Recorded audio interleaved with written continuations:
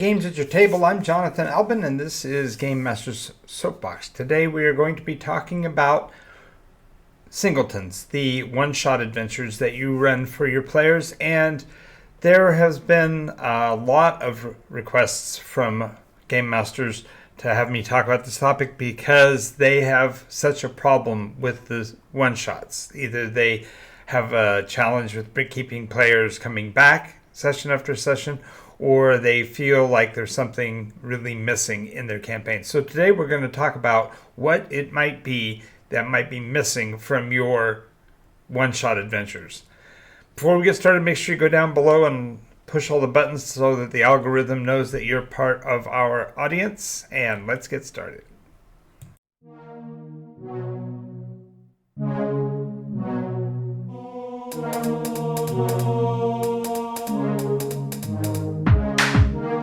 Absorbing damage is the name of the game. From the claws of monsters or the heat from a ball of flame, or strength in numbers is a roll of the dice.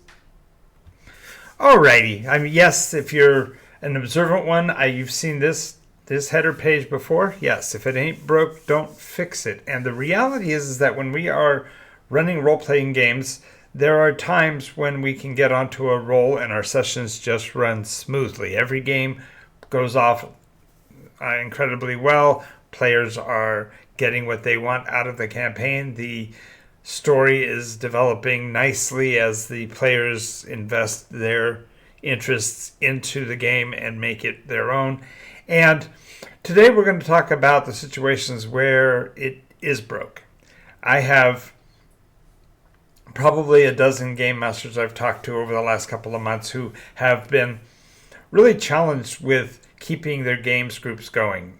Most of them tend to be running in the one-shot format because either they are playing in a public space or they're running an organized play event where they simply have to continue running formulaic adventures, and they're having challenges. Well, today we're going to talk about what it might be that is broken, what is it might have fallen off the wheels. Now, most of us are familiar with the big titles. If I said Star Wars or Harry Potter or Lord of the Rings, you'd all know what I'm talking about. And I'm sure if you are like me, you've already kind of seen how these stories are fundamentally parallels, and they all are associated with something known as the hero's journey, or in the more elitist fashion, they're also known as the monomyth, the concept that there is a singular story process arc that is hardwired not only into our minds for us to engage with them, but also in the properties that are created specifically to scratch that itch in our brain when we are looking for story. And I would posit the theory that if you have a system where your game mechanisms are falling apart session after session, or if you run for 3 or 4 and they go really well and then all of a sudden it clunks, it may be that you've got a situation where your monomyth hasn't been adequately identified. And so we're going to talk about the different pieces of the monomyth, how the hero's journey can apply to your game even in a one-shot, and how that can really fix the issue, because most of us realize that a story is a sinusoidal curve. That is to say, you start with a object that is fundamentally not in motion. You put it in motion, it advances, gets to the point where it gets tested and challenged. Once it faces that challenge, it descends back towards the denouement, the completion of the adventure. And there's always the happier ever after at the ending, or they've gone back to their life now changed. And so we're going to talk about the monomyth in particular and how it applies to role-play games, in particular in the microcosm of a single event, a singleton. So this part, when you're talking about beginning an adventure, I'm referring to it as the start from ignorance, but the reality is that the personas in your story have to have something that's going to be required of them, something that's going to cause them to break out of their comfort zone and go on the adventure. Now, it can be as simple as you're all in a bar, see, and just go. But there are times when the lull in the action has not been clearly defined. So perhaps when you are starting your adventure, maybe you're starting it too far into the story so that the players haven't had an opportunity to really invest. So the point of starting with ignorance is that you are going to be wanting to give them a place from which they can look for the pieces they want to sew into the beginning of the story, so that it becomes their story, that they are grabbing a hold of it for that purpose. Now, I realize that I'm talking to an audience that includes a considerable number of sandbox game masters, and so I would even posit the theory that a monomythic structure can apply even to a sandbox if you provide them with a box of enough options so that they can actually build where they want to go and thereby provide you with the mechanisms you need to roll the story before them in ways that they can adapt or adjust to it. If you're of the truly independent sandbox method, perhaps this won't work. So realize that there are some of you that are not going to be wanting to watch this video, in which case you may want to pick and choose another one of my many videos that might more adequately fit what you're looking for. But if you're looking for the issue of how to fix your singleton, start with ignorance. Start with what the players don't know. One of the biggest challenges that I found is, as a game master, when you come across something clever you want to talk about, you tend to fill your players in well before the event so that they are not surprised. And I think this is one of the principal errors that keeps players from being interested in the story, is that if you've already told them its resolution or how to mechanize the resolution, they will do that in instants, and your story has fundamentally been flattened. So just realize that the idea of ignorance actually gives them the impetus to want to pursue. If you think of it in terms of The Hobbit, for example, the party at Bilbo's house is completely a charging point because he has complete ignorance about how dwarf culture works and what they are about and how well they work together. And so he has to see that for himself before he's convinced to go on the adventure with them. Now, the second part, I think all of us have on lock. The idea of the call to adventure, classically known as the hook in the hook, line, and sinker. It's that piece of the story that you're going to provide that's going to get the players to interact. And the point here is to realize that sometimes the call to adventure you've provided either is not what the players are familiar with, or they can't yet see it. So realize that maybe the issue is that you're missing a link, is that your call to adventure isn't compelling enough, or the players are not open to it yet. So therefore realize that you might have to expand perhaps your call to adventure so that you literally get them off of their bench seats and into the game, so to speak. But the call to adventure as an element doesn't need to take a large portion of the time of your game, but it does need to be able to be clearly defined so that the players really look forward to being a part of the story you're creating together.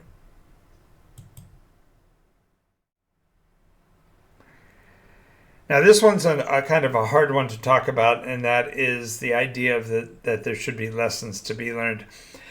I have found that in most cases, players have a penchant for putting forward what they want out of the game. And these are where the lessons to be learned can really be drawn from and drawn into. The game master's job, of course, is to help the players to advance along their hero's journey. The classic structure, of course, being typified in The Lord of the Rings. And the idea is that, for example, Frodo has never been outside of his home village and needs to learn how to interact, how to endure the difficulties that are before him, and he has to learn how to make connections with people and learn to trust, because that's really ultimately the long-term message of Lord of the Rings is how much the interaction between, for example, Frodo and Samwise, that develops as fundamentally a mechanism. Yes, he always knew he could trust Sam, but to what length will either of them go to evince that trust? And that's really kind of the point here. So perhaps your adventure doesn't give an opportunity for enough growth. So one of the easiest ways to fix that, quote, missing link would be to, in your pre-game setup or whatever, talk about what the characters are trying to develop or what they want to accomplish. Generally, you'll know this. Not only will they be telling you that they're looking for a certain number of experience points for advancement, as in the case of most RPGs, but they might be looking for a new skill they want to test out, or they want to see how far their magics can go and what they might be able to accomplish that they haven't before. And so by feeding off of the information you get from your players, you're able to create a really solid way for them to see how the actions in the game are contributing to the advancement that they are looking for, and to help them learn the skills and the lessons that they wish to learn.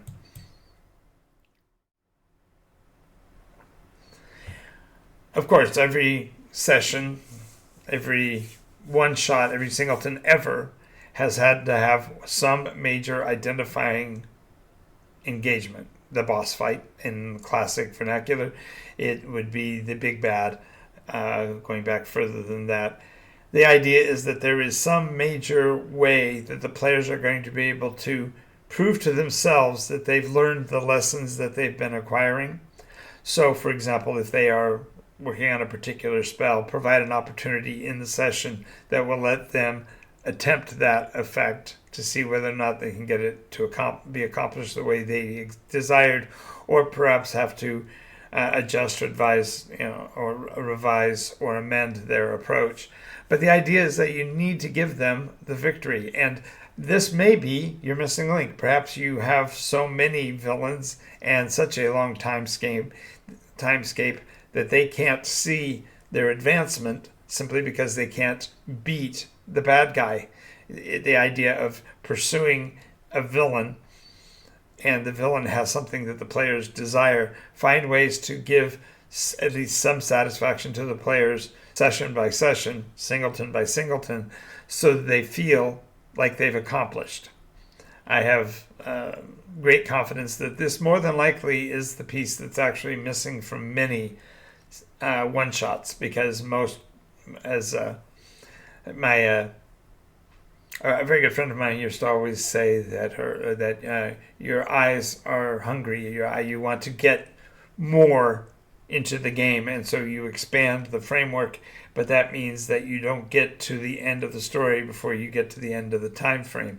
And if that happens week over week, your players are going to be underwhelmed and are going to be fundamentally suffering.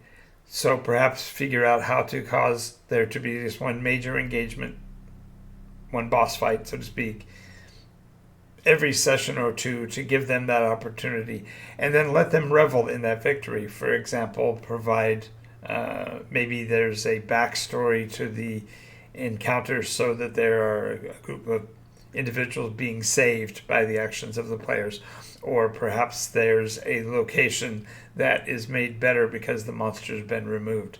In some fashion, let them be able to clearly know that this is when the fight is over, when they've achieved that goal, and therefore they can now reflect on what they have learned and how that applied to their current condition.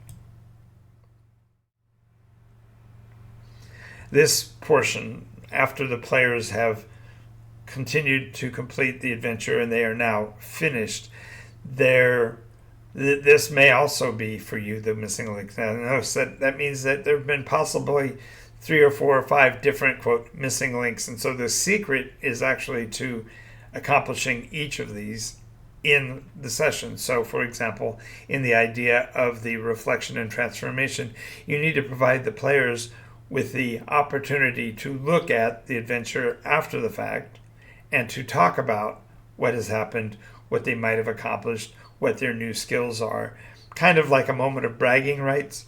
And this can be done arbitrarily and without any context within the group. But perhaps more importantly, they need to also be able to see that in the story, in the game, and therefore provide the players with their individual opportunity to reflect on how the game has helped them and how it's given them what they're looking for on their process to get to wherever they are going in terms of the story. And in many cases, I have noted that the players sometimes will have a particular course or track that they're wishing to go on, and it's important to find a way to incorporate that into the overall story so that that itch that they are experiencing gets scratched in some fashion so that they feel like their advancement makes sense for them. And so this ability to reflect and to transform themselves session over session can give greater reward to the players than you might expect being in the story, because the reality is that if you're playing a role-playing game and they are involving themselves in the role, then a success in the world is just as important to them as a success in their own personal lives. So provide a mechanism for that. I would say probably 80% of the challenge of singletons is driven about this portion of the story, because we so much desire to play the entire session through, right? We want to feel everything that we can, but we sometimes fill the time so tightly that there's no opportunity for this reflection to occur other than between the games and with the players having to do their own internal reflection without the benefit of the reward, so to speak, thereof.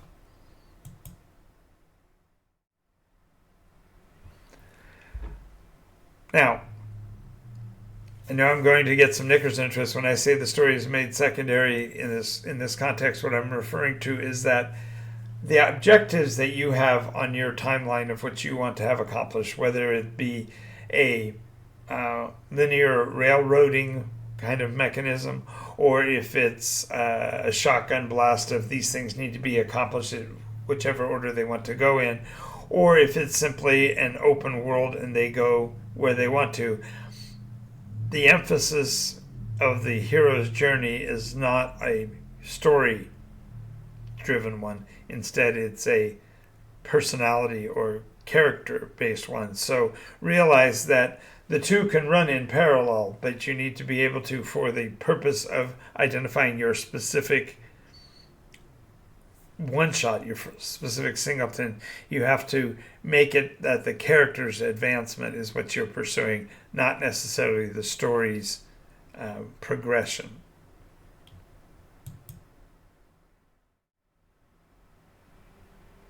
Oh, I can see I switched pages here, so let me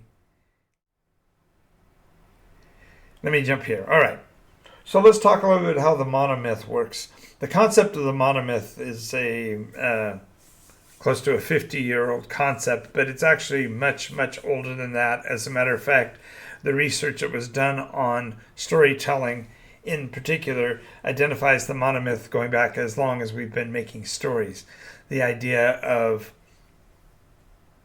somebody who is a novice learning what they need to learn, progressing to learning that, and then getting to test their knowledge and eventually reflect on how that has changed them, is the basis of the majority of human stories. And some argue that it may be hardwired into us. It is the very way we teach our children, for example, is that we do the very same thing. We put them in a place, we make them uncomfortable, we show them what they can do when they have progressed, and then help them to progress along that path. And then, of course, at the end of the year, what are the tests?